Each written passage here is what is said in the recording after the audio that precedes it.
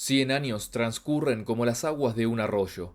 Todo lo que queda de una vida de esfuerzos es espuma y humo. El rostro poseía ayer la viveza de los melocotones y hoy las sienes aparecen cubiertas de copos de nieve. La vida, como el continuo afanarse de las termitas, no es más que pura ilusión. Cuando el cuco comienza a cantar, se acerca la hora del regreso. A pesar de todo, la práctica del bien ayuda a prolongar la vida de una forma que nos es desconocida. Solo sabemos que quien se entrega a la virtud encontrará la ayuda del cielo.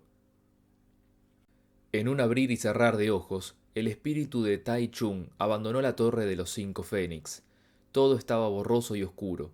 Por un momento tuvo la sensación de encontrarse rodeado de guardias imperiales que le invitaban con insistencia a tomar parte en una partida de caza. Tai Chung aceptó, complacido, y les siguió al galope. Cabalgaron juntos durante cierto tiempo y, de pronto, desaparecieron tanto los hombres como los caballos, dejándole solo. Desorientado, vagó por campos abandonados y llanuras desoladas.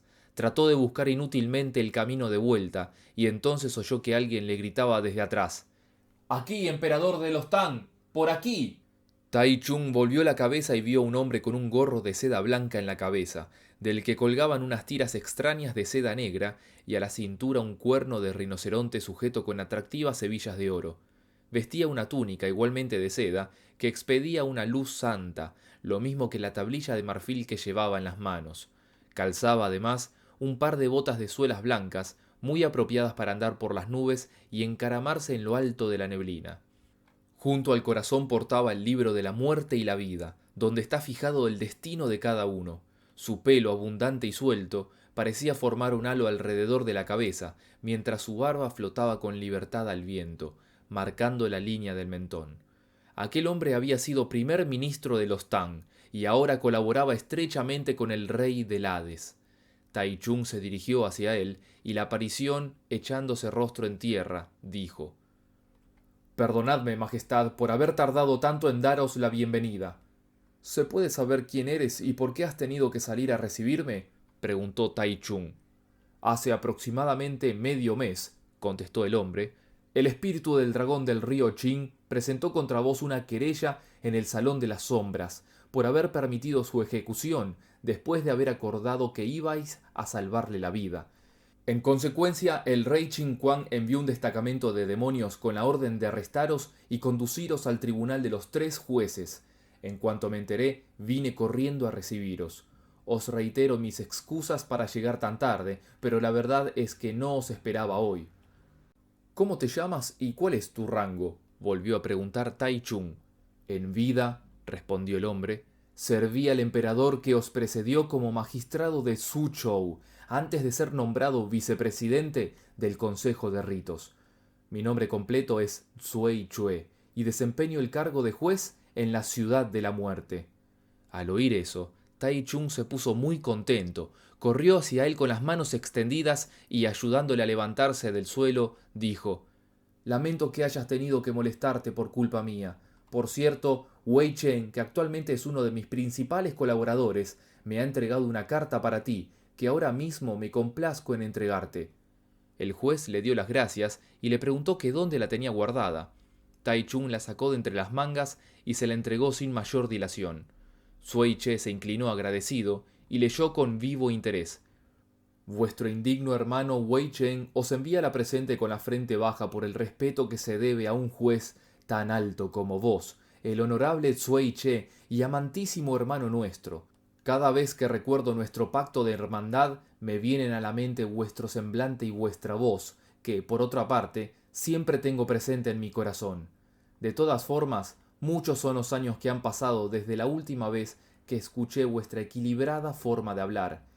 Lo único que he podido hacer en todo este tiempo ha sido preparar unas cuantas frutas y verduras y ofrecéroslas como sacrificios en las múltiples festividades que jalonan nuestro calendario, aunque, si he de seros sincero, dudo mucho que hayan llegado hasta vos.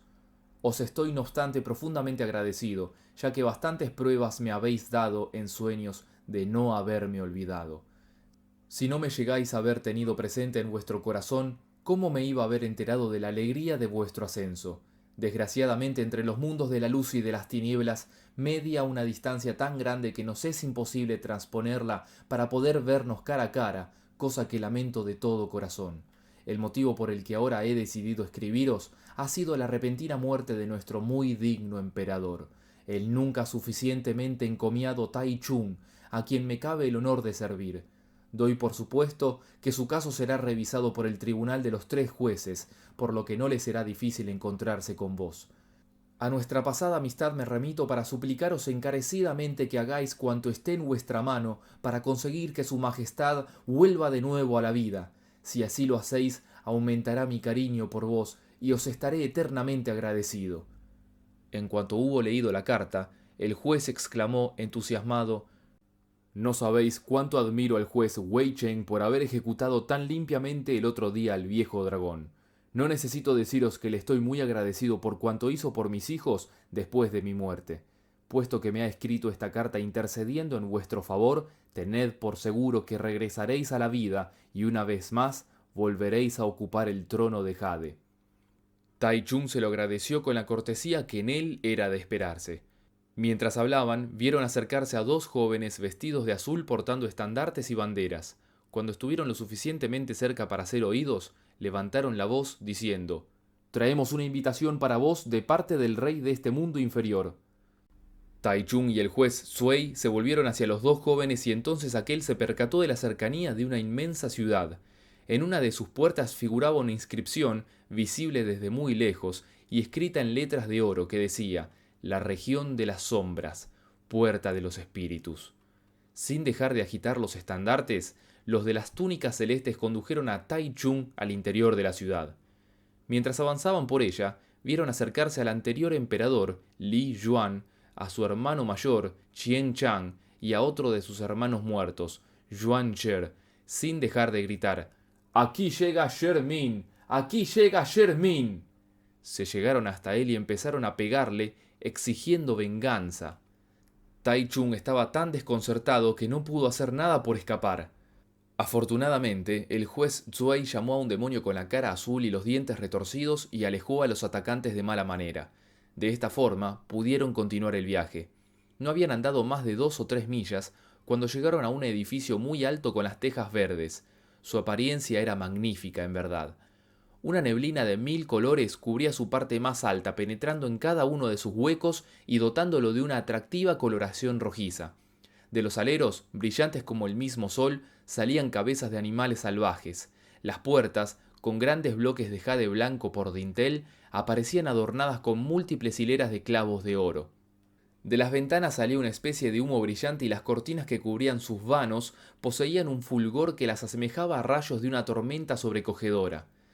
Las torres eran tan altas que se adentraban, prácticamente invisibles sus remates, en el azul del cielo.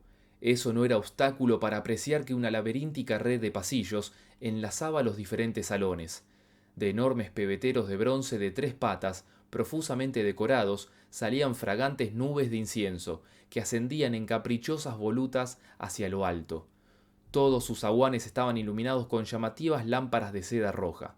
A la izquierda hacían guardia fieros guerreros con cabeza de toro, mientras que de la defensa de la parte derecha se encargaban horripilantes guardianes con cara de caballo. Para guiar a los espíritus por semejantes laberintos, habían sido colgados de la pared incontables letreros de oro. En el más grande, colocado en un lugar prominente, podía leerse: «Puerta central del infierno, el salón de la oscuridad del príncipe del Hades». Mientras Tai Chung observaba con detenimiento el lugar tan peculiar, del interior llegó el tintineo de los cinturones de jade, seguido del aroma misterioso del incienso divino, y empezaron a bajar las escaleras, precedidos por 2 pares de antorchas, los 10 reyes del mundo inferior. Sus nombres eran el rey Qin Kuang, el rey del río de los orígenes, el rey del imperio de Sun, el rey de los espíritus vengadores, el rey Yama, el rey de los rasgos idénticos, el rey del monte Tai, el rey de los mercados de la ciudad, el rey del cambio total, y el rey de la rueda que no cesa de girar. Una vez que hubieron abandonado el salón del tesoro del Palacio de la Oscuridad, se inclinaron ante Tai Chung, dándole de esta forma la bienvenida. Le invitaron a continuación a ocupar el puesto de honor, cosa a la que él se negó con encomiable modestia. pero ellos insistieron una y otra vez, diciendo: «Vos, Majestad, sois emperador de hombres en el mundo de la luz, mientras que nosotros no somos más que meros reyes de espíritus en el de las tinieblas. No hay razón alguna para que nos mostréis tanta deferencia». «Me temo», replicó Tai Chung, «que con mi conducta os he ofendido a todos. No me es lícito escudarme en la etiqueta, sacando a relucir las diferencias existentes entre los hombres y los espíritus, y el mundo de la luz y el de las tinieblas». Una vez que sus protestas fueron atendidas, Tai Chung se decidió por fin a entrar en el Salón de la Oscuridad. Los 10 reyes tomaron asiento, según su rango, invitando a su ilustre huésped a hacer otro tanto. El rey Qin Kuang dobló entonces las manos a la altura del pecho y, acercándose a él, dijo: «El dragón del río Qin os acusa, Majestad, de no haberle salvado la vida, cuando prometisteis así hacerlo. ¿Tenéis algo que alegar en vuestra defensa?». «Es verdad que, como decís», contestó Tai Chung, «le aseguré que nada le ocurriría cuando acudió a mí en sueños en busca de ayuda. De todos es conocido que fue hallado culpable de los crímenes que se le imputaban, encargándose al juez Wei Chen de llevar a cabo la ejecución. Con el fin de evitar que ésta tuviera lugar, invité al juez a echar una partida de ajedrez, sin contar con que Wei Chen podía cumplir en sueños sus obligaciones. Fue una estratagema realmente ingeniosa, y así, aunque hice todo cuanto pude, me fue imposible evitar que el dragón fuera ajusticiado. Confieso que yo fui el primer sorprendido». «Incluso antes de que el dragón naciera», dijeron los 10 reyes inclinándose, «quedó escrito en el libro de la muerte, que guarda celosamente la estrella del polo sur, que había de ser ajusticiado por un juez mortal. Lo hemos sabido desde siempre, pero el dragón presentó sus cargos contra vos e insistió para que fuerais traído ante el tribunal de los 3 jueces e hicierais las alegaciones que considerarais oportunas. En realidad, su caso ha sido revisado y se encuentra ya de camino hacia su nueva reencarnación. Lamentamos haber tenido que obligaros a realizar este viaje y os pedimos nuestras más sinceras disculpas». En cuanto hubieron terminado de hablar, ordenaron al juez encargado de los libros de la vida y la muerte que trajera el expediente del emperador, con el fin de ver el tiempo que aún le quedaba de estancia entre los vivos. El juez Zhuэй se retiró a toda prisa a sus dependencias y examinó una a una la duración de todos los reinados de los reyes del mundo, que figuraban en sus libros. Sobresaltado, descubrió que la del gran emperador Tang Taichung del continente austral de Jamudvipa estaba a punto de terminar, ya que debía morir el año 13º del período Chen Kuang. Rápidamente cogió el pincel y añadió 2 trazos más. Al ver los 10 reyes, que debajo del nombre de Tai Chung figuraba el número 33, le preguntaron con manifiesta intranquilidad: «¿Cuánto tiempo hace que ocupáis el trono?». «13 años», respondió Tai Chung. «En ese caso», concluyó el rey Yama, «no tenéis por qué preocuparos. Aún os quedan 20 años de vida. Una vez que vuestro caso ha sido revisado, no nos queda más que enviaros de vuelta al reino de la luz». En cuanto Tai Chung lo oyó, se inclinó en señal de gratitud, mientras los 10 reyes ordenaban al juez Zhuэй y al mariscal Zhou que le condujeran otra vez al mundo de los vivos. Antes de abandonar el salón de la oscuridad, Tai Chung se volvió hacia los 10 reyes y les preguntó: «¿Qué les va a pasar a los que habitan en mi palacio?». «Nada», respondieron los 10 reyes. «Todos alcanzarán una edad muy avanzada, menos tu hermana pequeña, que, según parece, no vivirá mucho». «Poco hay que pueda hacer para expresaros mi gratitud. Una vez que haya llegado al mundo de la luz», dijo Tai Chung, inclinándose de nuevo, «si os apetece, puedo ofreceros unos cuantos melones y otras clases de fruta». «No sabéis cuánto os lo agradeceríamos», respondieron encantados los 10 reyes. «Aquí tenemos melones del este y del oeste, pero nos faltan de los del sur». «No os preocupéis», les tranquilizó Tai Chung. «En cuanto haya regresado, os enviaré los que pueda».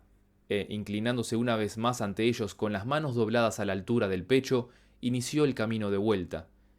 El mariscal iba delante con una bandera de guiar espíritus, mientras que el juez Zhuэй cerraba el cortejo para poder proteger mejor a Tai Chung. Cuando estaban a punto de abandonar la región de las sombras, este se percató de que seguían otro camino distinto del empleado a la avenida y preguntó alarmado al juez: «¿Qué pasa? ¿Es que nos hemos perdido?». «Por supuesto que no», respondió el juez sacudiendo la cabeza. El mundo de las tinieblas está organizado así. Siguiendo la ruta que os trajo hasta aquí, os resultaría prácticamente imposible el regreso. Estamos tratando de apartaros de la zona de la rueda de la transmigración, para evitar que caigáis en la trampa de una nueva reencarnación. De ahí que estemos dando tantas vueltas. Ante tales palabras, a Tai Chung no le quedó más remedio que seguir la ruta que le trazaban, pero volvió a sentirse preso de la duda cuando a los pocos kilómetros se toparon con una montaña altísima, cubierta de nubes oscuras y de una neblina amenazadoramente negra. Tai Chung se volvió hacia el juez Tsuei y le preguntó, visiblemente preocupado: ¿Qué monte es ese? Es la montaña de la sombra perpetua de la región de la oscuridad, contestó el juez. ¿Crees que podremos transponerla sin ningún contratiempo?, insistió Tai Chung atemorizado. No debéis preocuparos, respondió el juez, tratando de tranquilizarle. Estamos aquí precisamente para guiaros. Temblando de miedo, Tai Chung comenzó a ascender por sus laderas, siguiendo de cerca a los otros. Fatigado, levantó la cabeza y vio que era extremadamente escarpada y muy difícil de escalar. La rugosidad de las rocas que formaban su falda superaba con mucho a la de los picos de Yu, pudiendo apreciarse que su altura aventajaba a la de las cumbres de Lu. No existía montaña como ella en el mundo de la luz, pues resultaba aterradora incluso para un lugar tan tenebroso como la región de la oscuridad. Por doquier se veían matorrales de espinas, bajo los que buscaban abrigo los demonios, y terrazas escalonadas de rocas retorcidas en las que había fijado su residencia toda clase de monstruos. No se oía el menor sonido, como si estuviera totalmente deshabitada o no anidaran en ella las aves ni las bestias cuidaran allí de sus camadas. Solo se sentía la presencia de un viento frío y de aquella persistente neblina de color negro. No cabía duda alguna de que eran emanaciones de seres diabólicos que respiraban agazapados en cualquier parte. No existía la menor belleza en sus tétricos paisajes. A donde quiera que se dirigiera la vista, solo se veía desolación y abandono. A su lado no había ninguna otra montaña, ni picos, ni cumbres, ni cuevas ni arroyuelos, ni hierba ni alturas que se perdieran en el cielo, ni atrevidos viajeros empeñados en escalar sus cimas, ni fuentes de agua que pronto se convertirían en torrentes. En los roquedales se amontonaban los espectros, como náufragos desesperados de un naufragio, al igual que los fantasmas en las inaccesibles cuevas. En lo que habían sido los lechos de los ríos, ahora secos, buscaban refugio las almas perdidas. A media altura se oía por doquier el salvaje griterío de seres con cabeza de toro y cara de caballo. Medio escondidos, gemían desconsoladamente los espíritus hambrientos y las almas que pasaban necesidad. El juez pasaba entre ellos, repartiendo órdenes a derecha e izquierda, mientras el mariscal les gritaba autoritario. Si no llega a ser por su ayuda protectora, Tai Chung jamás habría cruzado la montaña de la sombra perpetua. Una vez que la hubieron dejado atrás, llegaron a un lugar donde había infinidad de habitaciones y salas. Los gritos de tristeza se hacían insoportables y sumían el corazón en un auténtico mar de terror. ¿Cómo se llama este lugar?, preguntó temblando una vez más Tai Chung. Este, respondió el juez enseguida, es el infierno de los 18 pliegues, que se halla exactamente detrás de la montaña de la sombra perpetua. ¿Y eso qué quiere decir?, insistió Tai Chung. Está bien, asintió el juez. Si te empeñas, te lo voy a explicar. Este es el infierno del tormento, de la culpa insoportable y del fuego que no se extingue. Todo el dolor y la desolación que en él reinan es producto de los miles de pecados que cometieron en vida los que ahora se encuentran inmersos en sus mazmorras. Todos ellos comenzaron su sufrimiento nada más morir. En el infierno de las lenguas arrancadas y de la piel desollada, pagan su culpa entre lamentos, sollozos y gritos, los traidores, los rebeldes, los que murmuran contra el cielo y los que hablan como Buda y poseen un corazón de serpiente. En el infierno de la trituración y la molienda sufren condena de descuartizamiento y dislocación de dientes y huesos los que, para obtener beneficios, engañan, mienten, lisonjean y halagan. En el infierno del hielo y la mutilación reciben castigo, la cara mugrienta, el cabello alborotado, el ceño fruncido y un aspecto repugnante, los que esquilman en el peso a los no precavidos y así atraen la ruina sobre sus cabezas. En el infierno del aceite hirviendo y la oscuridad total purgan sus culpas, sometidos a espantosas convulsiones, los que en vida oprimieron violentamente a la gente de bien. En el infierno abisi, en el del estanque de sangre y en el de balanzas y pesos, son sometidos a atroces tormentos. la piel desgarrada, los huesos al aire, los miembros cortados y los tendones seccionados, los que, movidos por la avaricia, cometieron asesinatos o quitaron la vida a animales u hombres. Tan horrendos fueron sus delitos que en miles de años no podrán lavar sus culpas. Todos están atados fuertemente con cadenas y, en cuanto hacen el menor movimiento, se echan sobre ellos los demonios del pelo rojo, los que tienen cabeza de toro y los que poseen cara de caballo, y les traspasan el cuerpo con lanzas larguísimas, espadas tan afiladas que no se sabe dónde termina su hoja, picas de acero y hachas de bronce. Se ceban en ellos hasta que los rostros se les contorsionan de dolor y la sangre fluye en abundancia. Ellos gritan a la tierra y al cielo, pidiendo clemencia, pero no obtienen la menor respuesta. Se ve así que el hombre jamás debería traicionar su propia conciencia, ya que los dioses lo ven y lo conocen todo. Tarde o temprano, el vicio y la virtud terminan recibiendo el pago que merecen. Se trata simplemente de una mera cuestión de tiempo. Al oír esas explicaciones, Tai Chung se sintió profundamente afectado. Continuaron caminando y al poco rato se toparon con un destacamento de soldados demonio, que portaban estandartes y banderas y que, extrañamente, se habían arrodillado a lo largo del camino. Sin atreverse a levantar la vista del suelo, dijeron respetuosos: «La guardia del puente se siente muy orgullosa de daros la bienvenida». El juez les ordenó que condujeran a Tai Chung al otro lado del puente de oro. El emperador movió un poco la cabeza y vio que poco más allá había otro de plata, por el que transitaban unos cuantos viajeros de aspecto justo y honesto. También ellos se dejaban guiar por una cohorte de banderas y estandartes. En el lado opuesto se veía otro puente, bajo el que bullían remolinos y olas de sangre. Un viento gélido los sacudía de continuo, mientras escuchaban alaridos y gemidos que ponían los pelos de punta. Tai Chun se detuvo impresionado y preguntó: «¿Cómo se llama ese puente?».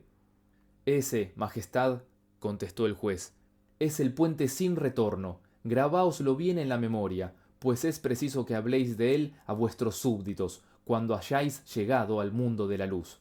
Bajo sus arcos fluye una inmensa cantidad de agua que nadie puede vadear, porque a lo encrespado de sus olas hay que añadir ese aire frío que cala hasta los huesos, eso sin contar el insoportable hedor que surge de su lecho. Quizás por ello no hay embarcación que se aventure a transportar hombres de una orilla a otra. Solo se aventuran a acercarse a él espíritus condenados de pies descalzos y pelo enmarañado. Aunque mide varios kilómetros de largo, su anchura no es superior a 3 palmos, elevándose a una altura que sobrepasa los 300 metros. Se calcula que la profundidad de las aguas que fluyen bajo su destartalada estructura alcanza más de 1000 brazas.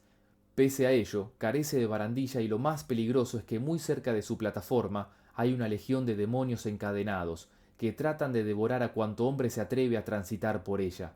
Fíjate además en esos guardias de aspecto feroz que hay junto al puente, y en esos espíritus condenados que luchan inútilmente contra las aguas.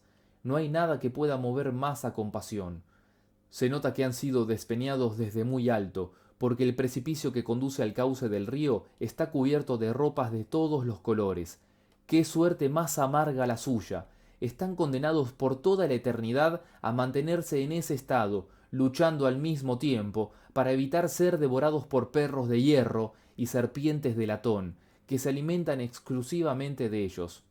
Con razón dice el poema que aquí se confunden los alaridos de los fantasmas y de los demonios, entremezclados con el fragor de olas de sangre de más de 300 metros. En el puente sin retorno montan guardia incontables legiones de aguerridos, caras de caballo y cabezas de toro. En cuanto el juez hubo terminado de hablar, los guardianes del puente volvieron a sus puestos. Tai Chung no hizo el menor comentario. Se limitó a mirar horrorizado y a sacudir la cabeza en silencio. Estaba tan aterrado que siguió al juez y al mariscal a lo largo del puente sin retorno y el reino del estanque de sangre como un auténtico autómata. Afortunadamente no tardaron en llegar a la ciudad de la muerte, donde poco a poco se fue elevando un clamor de voces que decían: «Li Shirmin se acerca. ¡Viene Li Shirmin!». Al oír semejante griterío, Tai Chung sintió que le abandonaban las fuerzas y no se veía con ánimos para seguir adelante. De pronto se interpuso en su camino un enjambre de espíritus, algunos sin cabeza, otros con los miembros arrancados y las espaldas destrozadas, que gritaban amenazadores: «¡Devuélvenos la vida! ¡Devuélvenosla!». Preso del pánico, Tai Chung trató de echarse a correr y de esconderse en el primer sitio que encontrara, pero se acordó del juez y, volviéndose hacia él, le suplicó desesperado: Sálvame, juez Sui, sálvame. Estos, Majestad, le explicó el juez, son los espíritus de príncipes, ladrones y bandidos de los más diferentes lugares, que murieron de una forma violenta y ahora no tienen quien se ocupe de ellos. Dado que carecen totalmente de posesiones o dinero, están condenados a pasar hambre y frío por toda la eternidad. Si su Majestad quisiera hacerles un pequeño donativo, se verían libres de sus angustias y se convertirían en aliados vuestros. ¿De dónde voy a sacar yo ahora dinero si he venido totalmente con las manos vacías?, protestó Tai Chung. Eso es fácil de solucionar, contestó el juez. En el mundo de los vivos habita un hombre que tiene depositada en este reino de la oscuridad una gran cantidad de oro y plata. Si queréis, podéis solicitarle un préstamo del que yo actuaré como garante y que vos distribuiréis generoso entre estos fantasmas hambrientos. De esta forma, aparte de otras ventajas futuras, os dejarán seguir adelante sin ningún contratiempo. ¿Quién es ese hombre del que habláis?, preguntó Tai Chung. Es oriundo del distrito de Kaifeng, en la provincia de Honan, y responde al nombre de Xiang Liang, respondió el juez. Calculo que aquí abajo tiene alrededor de 13 almacenes llenos de oro y plata. Una vez que os halléis en el mundo de la luz, no os será difícil devolverle lo que ahora toméis prestado. Tai Chung aceptó complacido esa sugerencia y, sin pérdida de tiempo, firmó un recibo que entregó al juez. En él se aceptaba como préstamo todo el oro y la plata que había en uno de los almacenes y que el gran mariscal distribuyó enseguida entre todos los espíritus. Mientras lo hacía, el juez levantó la voz y les dijo: Repartíos como mejor podáis estas monedas de plata y oro y usadlas de la forma que consideréis más oportuna. A cambio, solo os pido que dejéis seguir adelante al gran padre de los Tang, al que aún le quedan muchos años de vida. Precisamente le estoy acompañando al reino de la luz por orden expresa de los 10 reyes. De toda forma, os garantizo que en cuanto llegue al mundo de los vivos, celebrará por vosotros una ceremonia fúnebre, y así podréis alcanzar más pronto vuestro descanso. Así que, por lo que más queráis, no nos causéis más problemas. Una vez recibidos el oro y la plata, los espíritus se hicieron a un lado y les dejaron continuar su camino. Satisfecho, el juez se volvió hacia el mariscal y le mandó ondear la bandera usada para guiar a las almas. De esta forma, pudo por fin Tai Chung abandonar la ciudad de la muerte. El sendero que siguieron era ancho y de un firme muy apropiado para caminar, permitiéndoles avanzar con más rapidez de la que hasta entonces habían logrado. Tras viajar durante mucho tiempo, llegaron al cruce de los 6 senderos de la transmigración. Levantando la vista, vieron una cantidad incontable de gente montada en nubes sagradas. Muchos vestían trajes y capas profusamente bordados, y algunos llevaban colgando de la cintura peces de oro y otros amuletos taoístas. Entre ellos había monjas, monjes, personas normales y toda clase de animales, aves, espíritus y fantasmas. Como si de un arroyo se tratara, pasaban por debajo de la rueda de la transmigración y cada cual iba a parar al sendero que le había sido designado de antemano. ¿Qué significa todo esto?, preguntó el emperador de los Tang, sorprendido. Debéis tomar buena cuenta de todo esto y hacerlo público después en el reino de los vivos, contestó el juez. Ahora que vuestra mente ha recibido la iluminación, estáis en una posición envidiable para comprender que la naturaleza de Buda es inmanente a todo cuanto existe. El lugar en el que nos encontramos se llama el cruce de los 6 caminos de la transmigración. Mediante ella, los que obran el bien son promovidos a la categoría de inmortales. Los que conservan hasta el final su espíritu patriótico obtienen como recompensa la nobleza.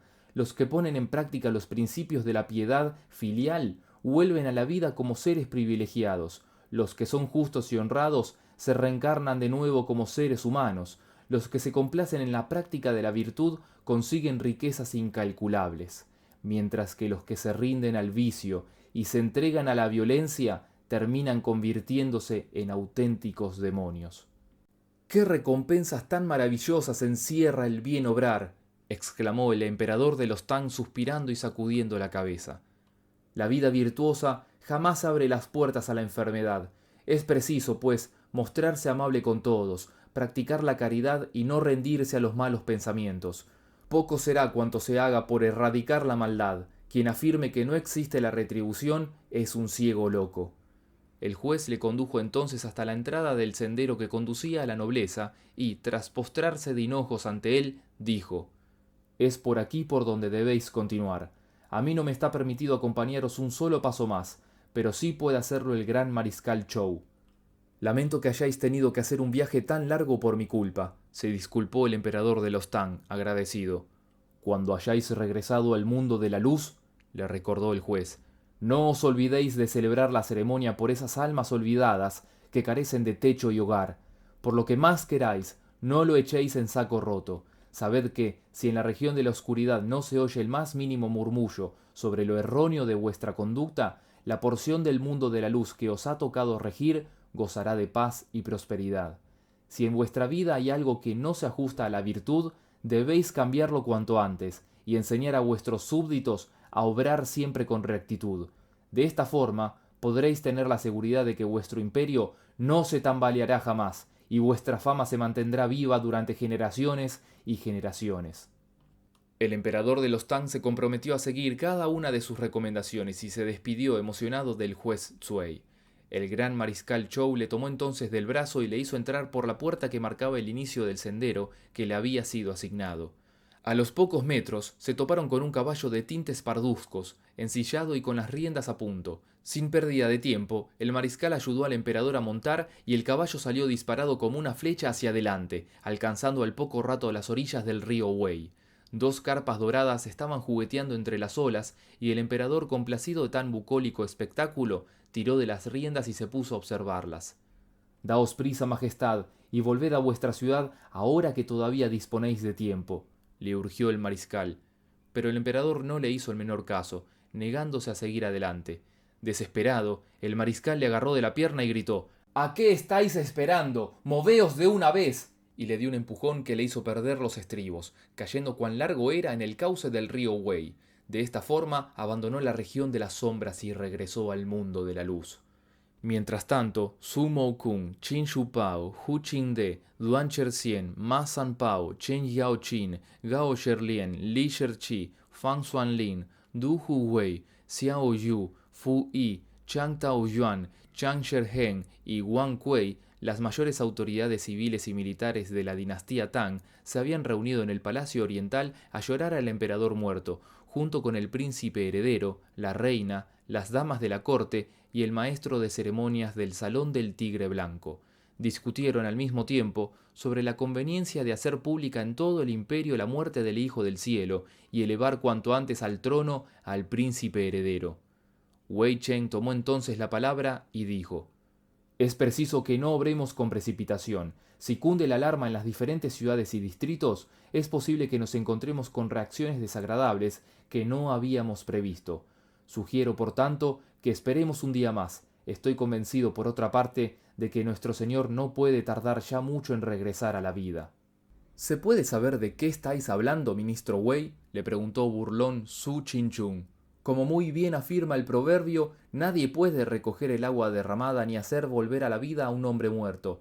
¿Qué pretendéis conseguir, regalándonos los oídos con tonterías como las que acabamos de escuchar? Respetable señor Su, contestó Wei Chen, desde muy joven me he dedicado al estudio de las ciencias de la inmortalidad, y puedo aseguraros que, según mis cálculos, la hora de su majestad aún no ha llegado. No había acabado de decirlo, cuando del interior del féretro salió una voz que decía: «¡Me estás ahogando! ¿Para esto te has tomado tantas molestias conmigo?». Tan sobresaltados se sintieron los funcionarios y tan aterradas las damas, que sus rostros se tiñeron al punto de una extraña coloración amarillenta, que recordaba a la de las zarzamoras en el otoño. Sus cuerpos perdieron al mismo tiempo toda la energía y se quedaron tan flácidos e indefensos como los brotes nuevos del sauce al principio de la primavera. Al príncipe heredero le temblaban tanto las piernas que era incapaz de sostener en sus manos el cetro y seguir adelante con los ritos. Otro tanto le pasó al maestro de ceremonias, que perdió el sentido y cayó desplomado al suelo.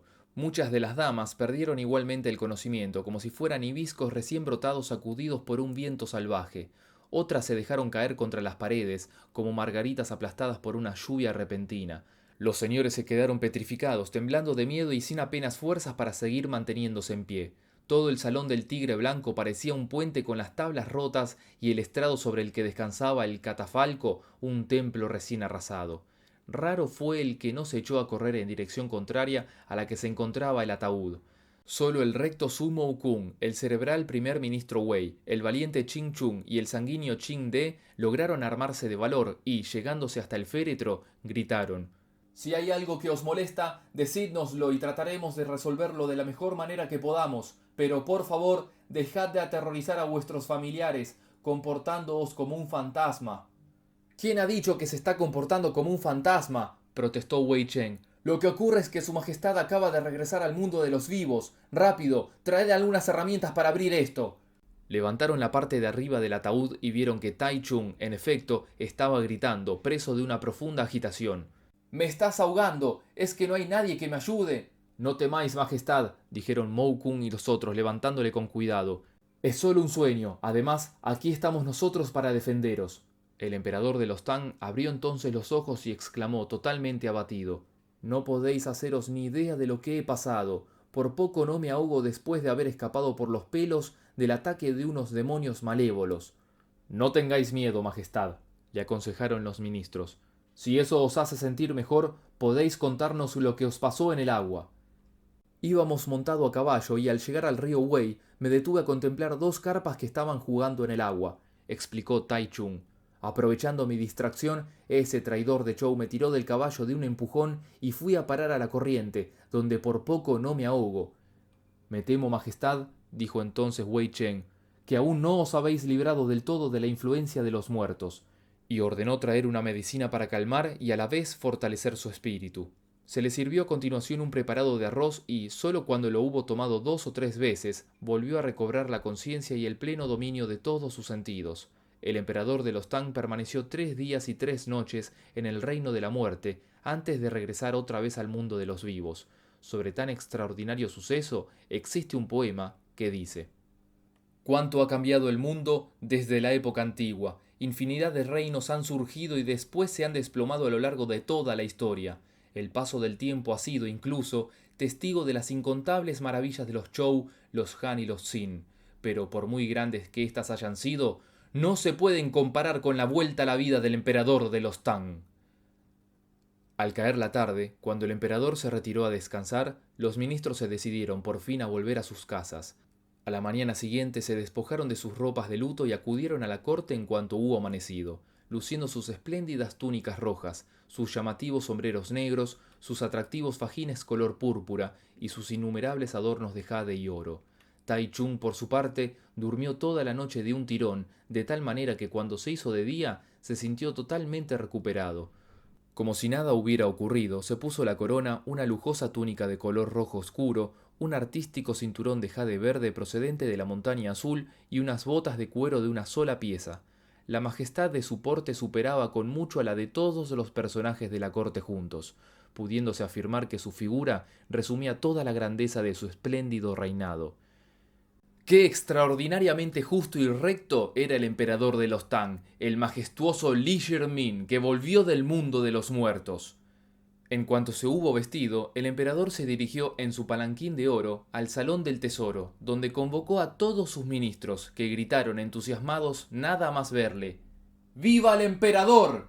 Los vítores se repitieron 3 veces. Cuando se hubo restablecido el silencio, el emperador levantó la voz y dijo: «Si alguien tiene algún asunto que exponer, que se acerque y me entregue el correspondiente informe. En caso contrario, la audiencia se da por terminada».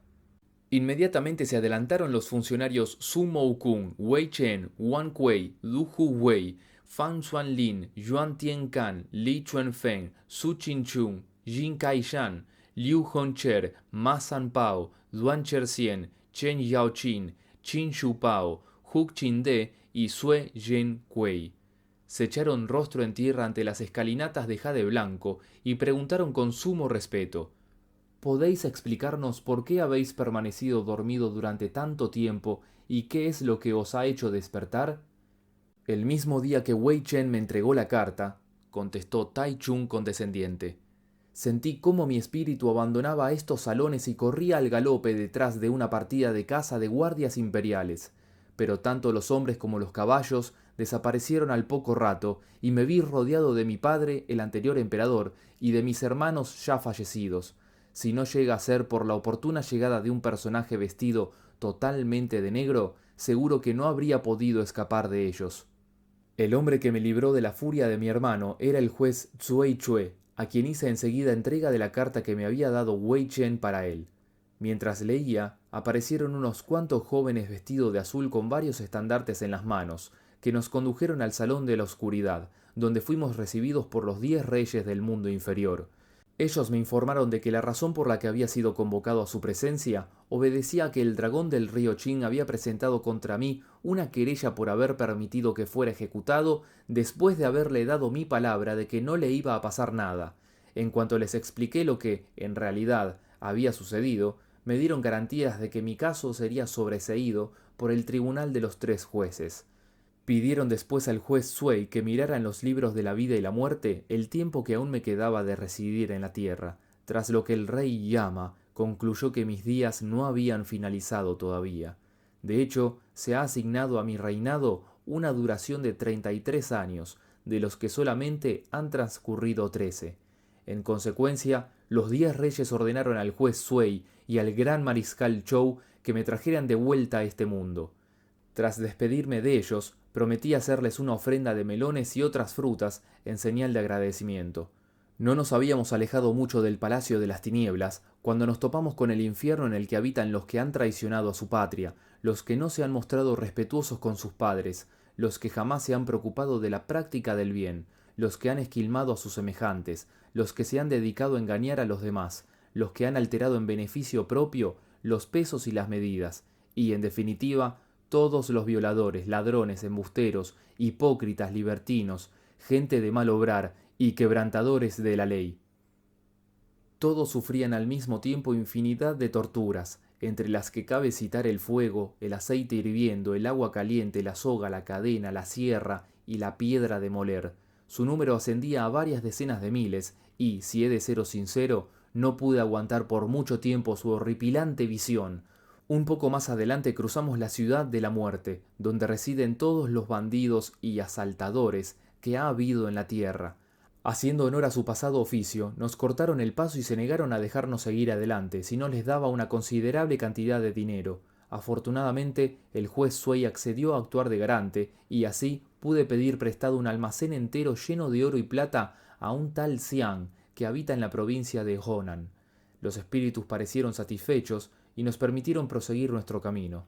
De todas formas, el juez Sui me insistió que, cuando me encontrara en el mundo de la luz, debía realizar una serie de ofrendas a esos espíritus abandonados, para que obtengan cuanto antes la salvación. Así llegamos al punto en el que se entrecruzan los 6 senderos de la transmigración. Allí el mariscal Chou me hizo montar en caballo tan rápido que, más que galopar, parecía volar. No es extraño que no tardáramos casi nada en alcanzar las orillas del río Wei. En el agua había 2 carpas jugueteando y me quedé mirándolas un momento. Aprovechando mi abstracción, el mariscal me agarró de la pierna y me arrojó al cauce, haciéndome regresar de esa forma a la vida. Todos los ministros felicitaron al emperador por su buena estrella y enviaron noticia de lo ocurrido a todos los rincones del imperio, de donde se recibieron entusiásticas muestras de adhesión. Emocionado, Tai Chun decretó una amnistía general para todos los presos de su reino. No contento con eso, pidió una lista de todos los condenados a muerte, cuyo número, según los datos suministrados por el Departamento de Justicia, ascendió exactamente a 400 personas. Antes de ser ajusticiados, Tai Chun les concedió un año de libertad para que volvieran junto a sus familias y pusieran en orden todas sus posesiones y asuntos. El agradecimiento de los reos fue tan sincero como el olor que se eleva de la tierra al ser empapada por la lluvia. A tan acertada decisión siguió un nuevo decreto por el que la corona se comprometía a cuidar y a velar por el bienestar de todos los huérfanos. Concedió al mismo tiempo la libertad a más de 3.000 doncellas y concubinas del palacio, a las que desposó con dignos oficiales de sus ejércitos. A partir de entonces su reinado fue auténticamente virtuoso, como afirma el poema. Grande es, en verdad, la virtud del gran soberano de los Tang. Bajo su férula el pueblo ya no ha conocido más prosperidad que bajo la de los mismísimos Yao y Yun. 500 condenados a muerte han salido de la prisión, mientras que han abandonado el palacio imperial más de 3.000 doncellas. Todos los funcionarios le desean larga vida y los ministros alaban la rectitud de sus juicios. Tanta bondad de corazón por fuerza ha de contar con el beneplácito del cielo, haciendo que la prosperidad alcance hasta la 17ª generación. Después de poner en libertad a los presos y a las doncellas de la corte, Taichung hizo público un nuevo decreto que mandó fijar en todo el imperio y en el que se decía: a pesar de ser ciertamente vasto, el universo está regido por el sol y la luna. De la misma forma, el mundo, aunque inmenso, debe su orden a la virtud y al bien obrar. Si es el provecho personal lo que rige todos tus actos, ten por seguro que encontrarás tu castigo en esta misma vida. Si, por el contrario, cuanto das supera a cuanto recibes, la felicidad te aguarda no solo en el cercano recodo de la vida futura, sino también en el de ésta. La máxima sabiduría consiste en seguir siempre los dictámenes de la conciencia. 10.000 hombres violentos no se pueden comparar con uno sencillo y bueno. ¿De qué te sirve estudiar aplicadamente los sutras si no practicas la misericordia ni el bien? Vano es aprender las enseñanzas de Buda si solo pretendes hacer daño a los demás. A partir de entonces, no hubo en todo el imperio una sola persona que no se entregara a la práctica de la virtud. Al tiempo que se hacía público este decreto, salió a la luz otro nuevo en el que se pedía la cooperación de un voluntario para llevar las frutas y los melones prometidos a la región de las sombras. Días antes, Taichung había hecho llegar por medio de Hu Qinde, duque de Koten, todo el oro y la plata contenidos en un almacén al distrito de Kaifeng, provincia de Honan. De esta forma, quedó saldada la cuenta que había contraído con Xian Liang. A los pocos días de haber aparecido este último decreto, se presentó voluntario un hombre para llevar los melones al reino de la muerte. Era originario de la región de Chungchou, se llamaba Liu Chuan y pertenecía a una familia extremadamente rica.